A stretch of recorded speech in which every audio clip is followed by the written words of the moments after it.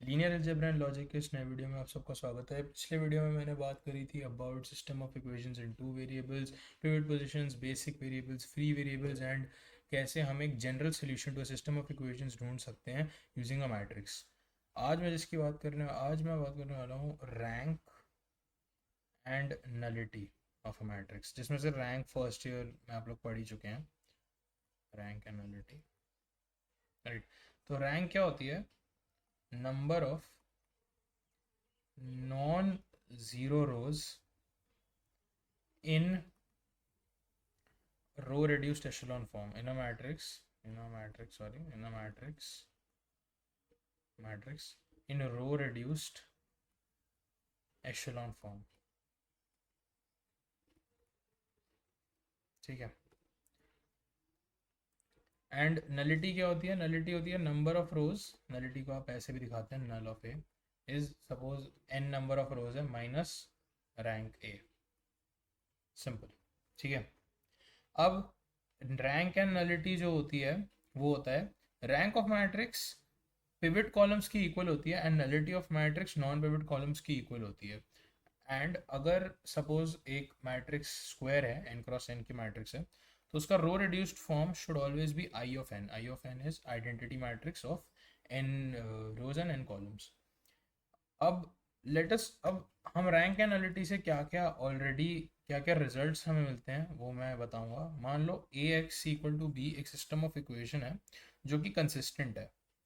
तो कंसिस्टेंट का मतलब मैं पहले समझा चुका हूँ, जिन्हें याद नहीं है उसका मतलब होता है basically zero sorry infinite solutions होना, या तो सिस्टम ऑफ इक्वेशन के सोल्यूशंस इन्फाइनाइट है, इन्फाइनाइट सोल्यूशंस, या फिर एक यूनिक सोल्यूशन है।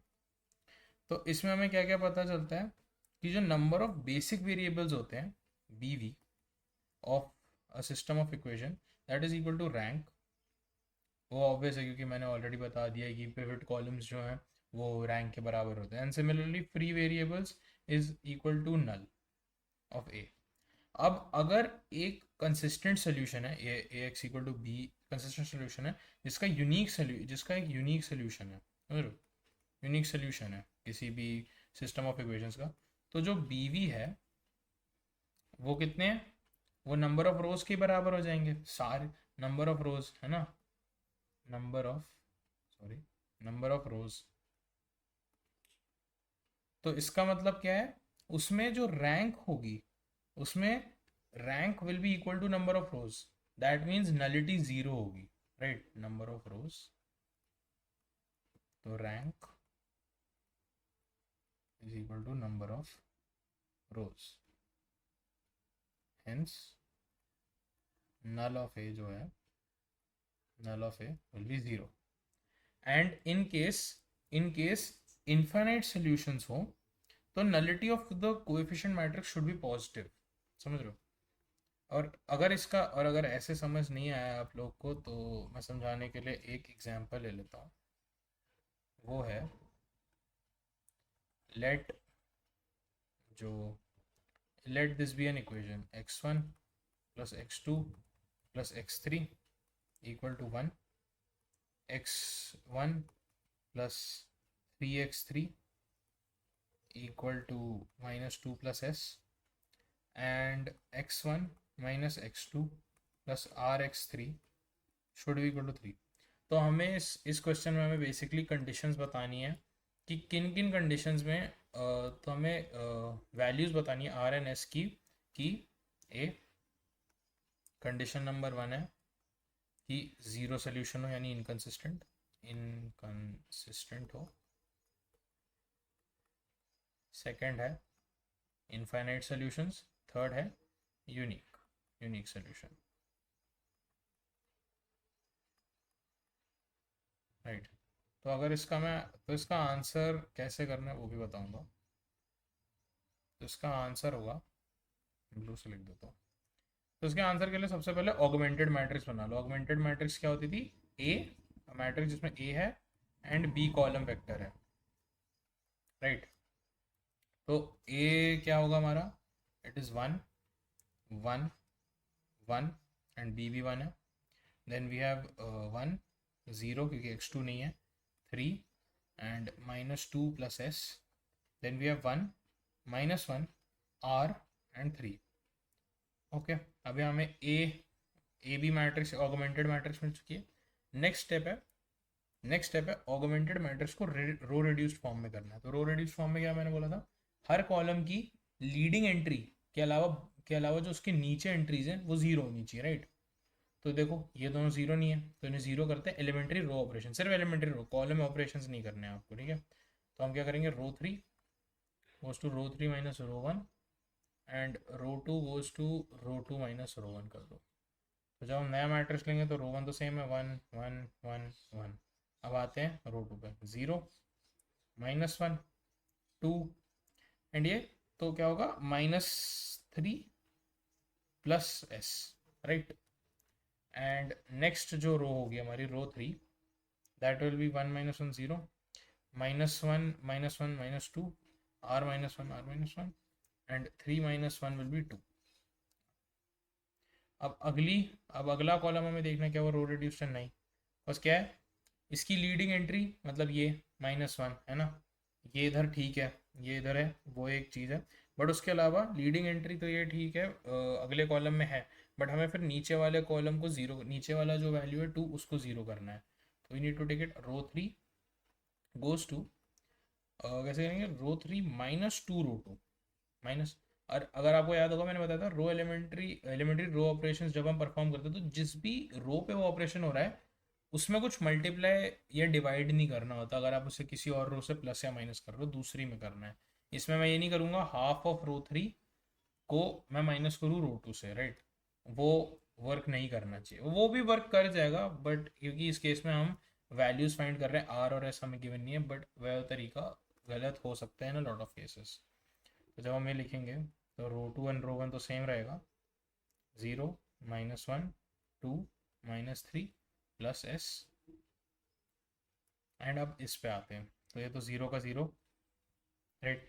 -2 -2 ये भी 0 हो जाएगा हमारे पास. r -1 -2 इंटू 2 4 यानी होगा r -5.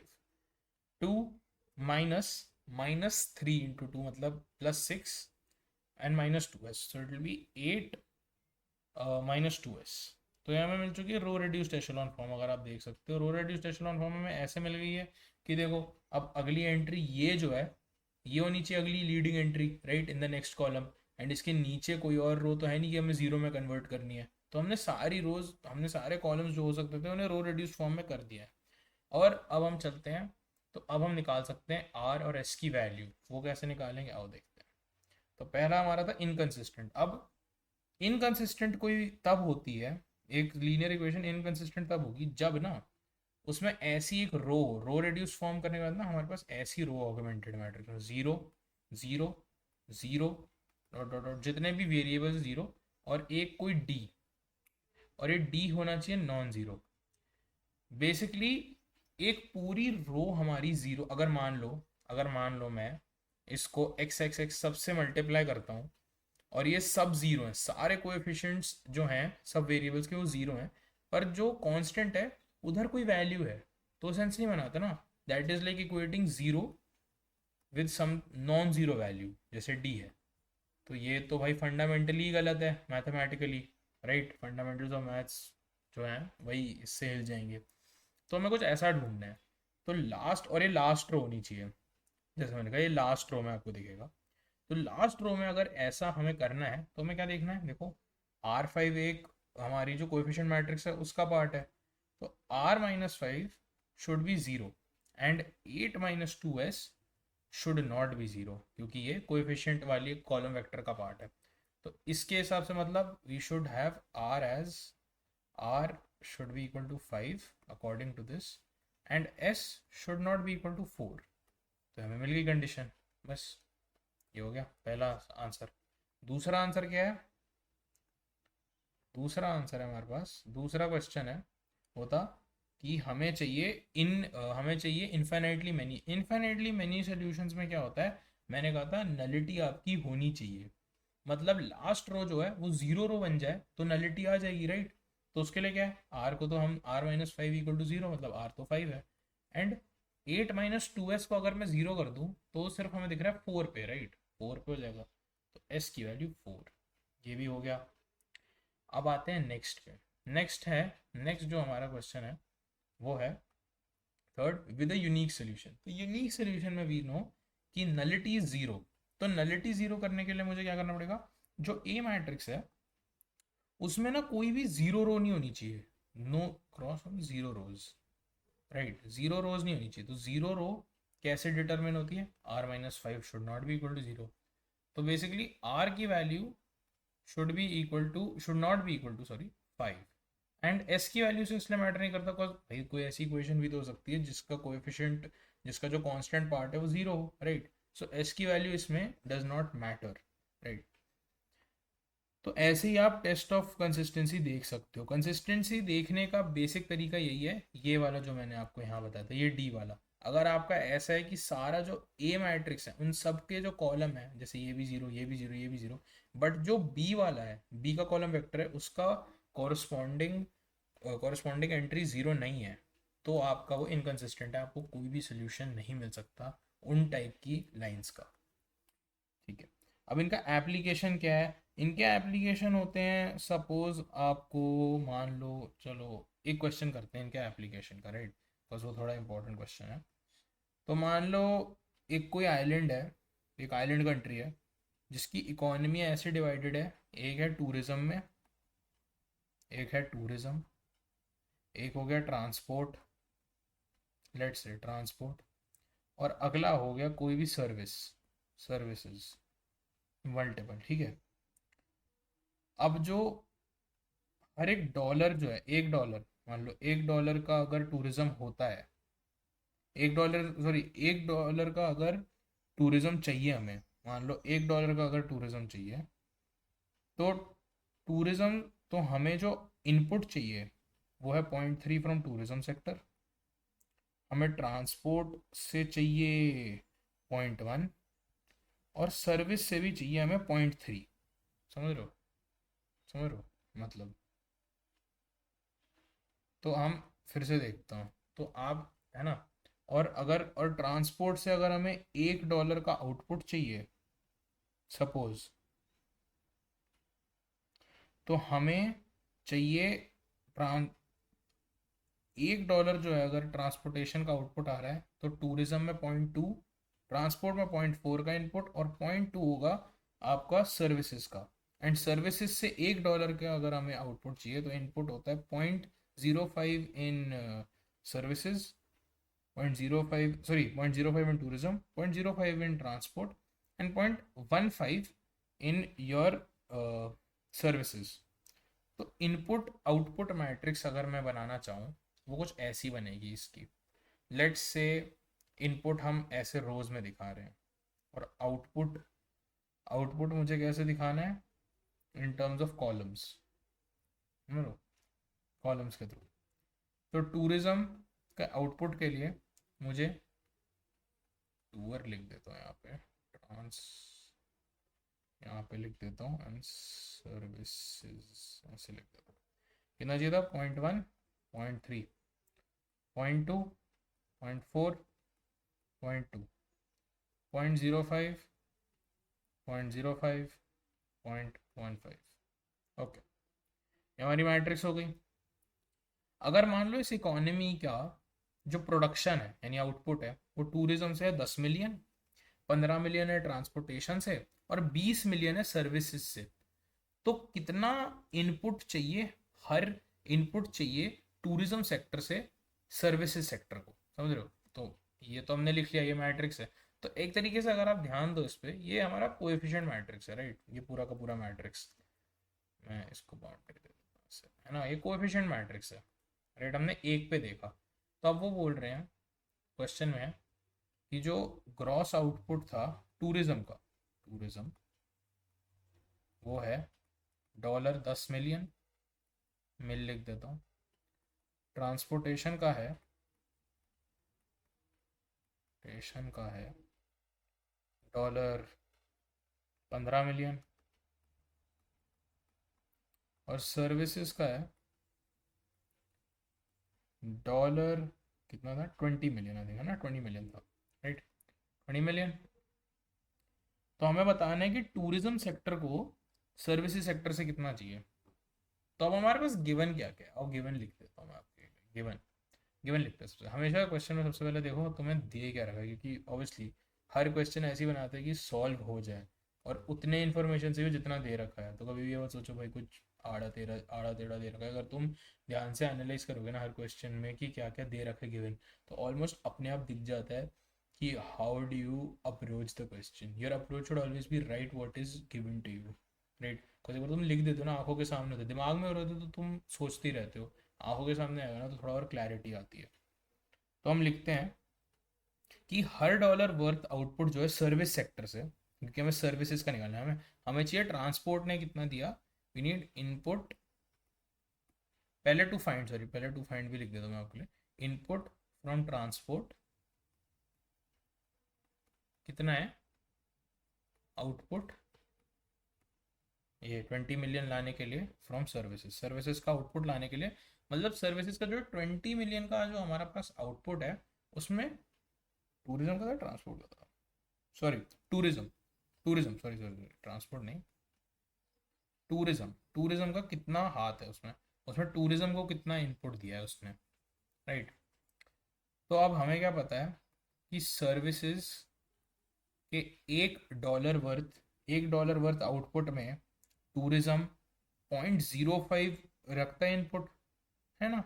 तो 20 मिलियन में कितना लगेगा, इट्स सिंपल, एक में अगर $1 में $0.05 था इनपुट, तो 20 मिलियन में कितना रहेगा, 0.05, बस हो गया। तो $20 में कितना रखेगा, 20 × 0.05 which is 1 million, right, $1 million, dollar 1 million, बस।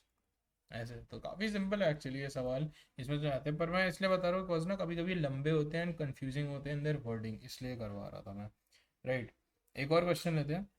इफ़ सपोज जो ग्रॉस प्रोडक्शन इकोनॉमी की है वो वही 10 मिलियन वही है, उतनी है, तो टोटल वैल्यू ऑफ इनपुट क्या है by each sector during production process. अब आप समझ नहीं पा, अब आप समझे नहीं होंगे इसमें। बेसिकली हमें क्या जानना है कि अगर 10 मिलियन, 15 मिलियन और 20 मिलियन का आउटपुट है हमारे पास, और हमें इंडिविजुअल वो दे रखा है कि भाई इससे ये हुआ, इससे वो हुआ, उससे हुआ, तो प्रोडक्शन प्रोसेस में टोटल कितना कंज्यूम हुआ, आप समझ रहे हो। मतलब कुछ ऐसा देखो, लेट्स से सपोज हमारे पास हमारी कोएफिशिएंट मैट्रिक्स तो है, एक तरीके से कोएफिशिएंट मैट्रिक्स ही मारो ना, जो इनपुट आउटपुट मैट्रिक्स हमने लिखी थी वो क्या थी, 0.3, 0.2, 0.005, 0.1, 0.4, 0.05, 0.3, 0.2, 0.15, राइट। और हमें टोटल आउटपुट पता है, यह मैंने बताया था ना, हर एक रो इनपुट है, हर एक रो इनपुट है टोटल, राइट। और ये टूरिज्म वूरिज्म, टूरिज्म का है, ये ट्रांसपोर्ट का है, ये सर्विस का है, और ये उनका इनपुट है for their particular, output. Total output भी हमें मिल रखा है, जो कॉलम वेक्टर है हमारा, 10, 15, 20। अब अगर मैं इस इनपुट वैल्यूज़ को इन आउटपुट से वो करता रहूँ मल्टीप्लाई, तो मुझे हर एक का आउटपुट का वैल्यू मिल जाएगा ना, लाइक ये 10 प्रोड्यूस करने के लिए हर एक ने कितना किया, राइट। ये टोटल प्रोड्यूस करने में हर एक का कितना किया, कॉज देखो 0.3 इनपुट इंटू 10 कितना हुआ, 3, 0.2 इंटू 15 कितना हुआ, अगेन 3, एंड ये हुआ 1। तो पहला वाला जो आउटपुट आया हमारा, ये मल्टीप्लीकेशन से पहला आउटपुट क्या है, 7, 3 आउटपुट आएंगे, 7, राइट। अगला क्या है, 0.1 इंटू 10, 10, 0.4 इंटू ये 0.4 into 15 will be I think 6, and 20 into ये 1 अगेन, हाँ so 8, and 0.3, 3, 0.2, 3, 0.15 again uh 3, so this will be 9, right. तो टोटल जो हमारे पास प्रोडक्शन प्रोसेस में इनपुट है या कंज्यूम्ड है टूरिज्म और ट्रांसपोर्टेशन और सर्विस सेक्टर में, वो है 7 मिलियन लगा, 7 mil by tourism, tourism $8 mil by transport and $9 mil by service. महंगा, काफ़ी महंगा था। और अगर टोटल आउटपुट अगर मैं चेंज कर दूं तो प्रोडक्शन, तो अगर और total output of tourism transportation and services sector अगर मैं बदल दूं तो what is net production in each sector अगर मान लो निकालना है तो आप वो कैसे करोगे? होगा आपका आउटपुट माइनस इनपुट, राइट?